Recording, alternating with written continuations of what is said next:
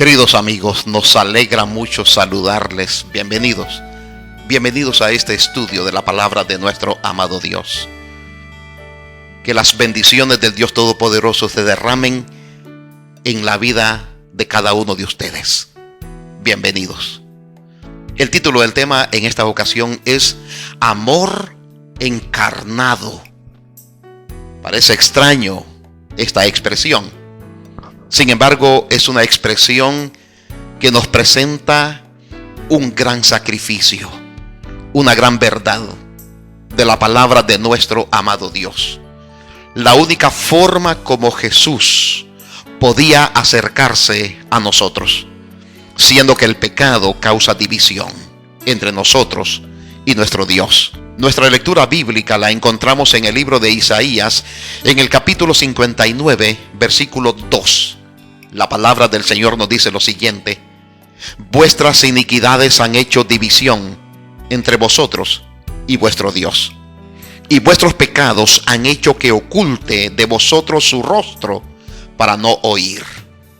Queridos amigos, cuando Jesús estaba pagando el precio por el pecado de la humanidad, sintió la suprema agonía de la separación de su Padre. El precio pagado por el amor divino fue altísimo. No solo por el dolor físico y la muerte, cargar con el pecado de la raza caída ocasionó lo que nunca había sucedido: el distanciamiento del Padre. La separación de su Padre fue el resultado de haber sido obediente. Porque aún conociendo las consecuencias de cargar con el pecado de toda la humanidad, nuestro Señor Jesucristo siguió adelante hasta completar con su misión. Cargar con el pecado de todos los seres humanos fue intenso para nuestro Señor Jesucristo, tanto que opacó el dolor de los látigos del verdugo. Sin embargo, fue la separación de su Padre que lo llevó a clamar con todas las fuerzas de su ser: Dios mío, ¿por qué me has abandonado? Podríamos tomar el tiempo para considerar con mayor reflexión y solemnidad que éramos tú y yo quienes debimos haber atravesado por esa desgarradora experiencia. Podríamos identificarnos con el dolor de nuestro Maestro, de nuestro Señor Jesucristo. Podríamos entender la separación entre Él y su Padre a consecuencia de nuestro pecado. Queridos amigos, si Jesús no hubiera tomado nuestro lugar y no hubiera muerto nuestra segunda muerte, estaríamos totalmente perdidos, sin importar todo lo que nosotros hiciéramos. El hecho de que el mismo Creador tomara el lugar de sus criaturas pecaminosas es la muestra del más perfecto amor a favor de cada persona. Sin embargo, esa noción del amor perfecto de Cristo se ha ido desvaneciendo en muchos de sus profesos seguidores, a medida que una idea pagana se ha infiltrado sutilmente en sus pensamientos. Se trata de la doctrina de la inmortalidad natural del alma, claramente condenada y rechazada por la palabra de nuestro amado Dios. Tal enseñanza niega la realidad de la auténtica muerte, y según ella es imposible que Cristo u otra persona muera en realidad. Recuérdese que esta es la gran mentira pregonada por el diablo en el jardín del Edén.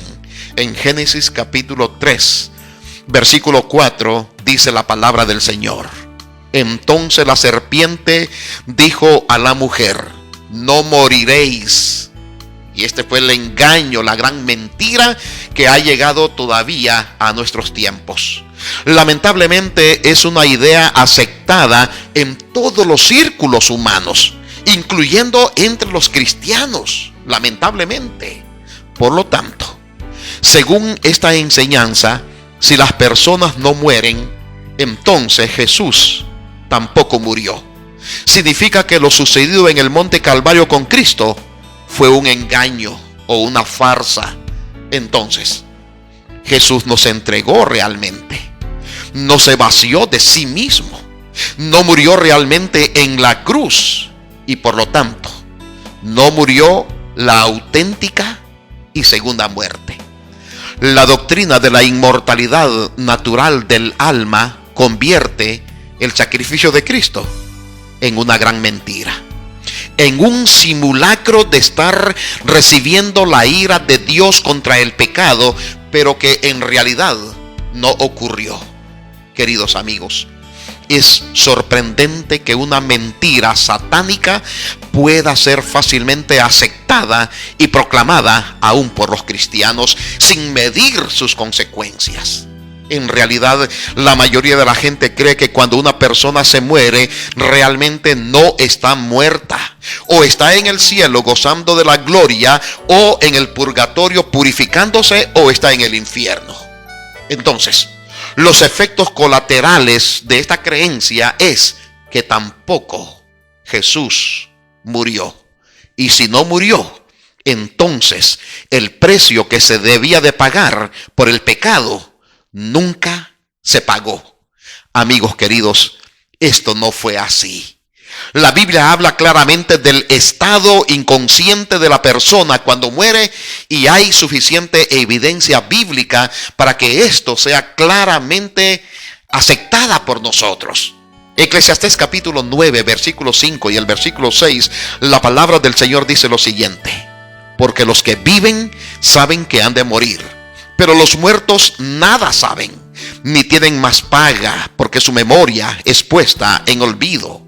También su amor y su odio y su envidia fenecieron ya, y nunca más tendrán parte en todo lo que se hace debajo del sol. Me llama la atención esta palabra que aparece aquí, fenecieron. Y la palabra fenecieron significa agonizaron, expiraron, murieron. La palabra dice también su amor y su odio y su envidia fenecieron ya, y nunca más tendrán parte en todo lo que se hace debajo del sol. Salmos capítulo 6, versículo 5 dice: porque en la muerte no hay memoria de ti. En el Seol, ¿quién te alabará? Salmos 88, versículo 10 y el versículo 11 dice: ¿manifestarás tus maravillas a los muertos? ¿Se levantarán los muertos para alabarte? ¿Será contada en el sepulcro tu misericordia o tu verdad en el Abadón? Queridos, aquí el salmista enfatiza que los muertos están en los sepulcros, buenos o malos, cristianos o no cristianos, están en los sepulcros, esperando el momento cuando han de ser resucitados en ocasión de la segunda venida de nuestro Señor Jesucristo para vida eterna o para condenación eterna. Queridos, hasta un niño pequeño entiende esto. Job capítulo 14 versículo 10 dice: mas el hombre morirá y será cortado, perecerá el hombre, ¿y dónde estará él? Estos versículos y muchos otros que podríamos leer nos muestran la realidad del estado inconsciente de las personas cuando mueren. Queridos amigos, esa es nuestra realidad y es la única realidad. La gran verdad es que nuestro Salvador Jesús, el Hijo de Dios, murió como todos mueren, pero la buena noticia es que Él pudo resucitar. La Biblia habla de la muerte de Cristo, pero también habla de su resurrección, y muchas personas testificaron haberlo visto después de su muerte, ya resucitado vivo, y fue reconocido por todos sus discípulos, por todos aquellos que le seguían. Isaías tuvo razón cuando dijo en Isaías capítulo 53 versículo 12: por tanto, yo le daré parte con los grandes, y con los fuertes repartirá despojos, por cuanto derramó su vida hasta la muerte, y fue contado con los pecadores, habiendo él llevado el pecado de muchos y orado por los transgresores. Queridos amigos, el salmista nos señala hasta dónde fue Jesús con tal de salvar a la humanidad que se había perdido. Porque la palabra del Señor a través de Lucas nos dice que Él vino a buscar y salvar lo que se había perdido. Luego el salmista, aquí en el Salmo 139, versículo 7 al 11, nos dice: ¿a dónde me iré de tu espíritu? ¿Y a dónde huiré de tu presencia? Si subiera a los cielos, allí estás tú. Si en el abismo hiciera mi lecho, allí estás también. Y si en el Seol hiciera mi estrado, he aquí.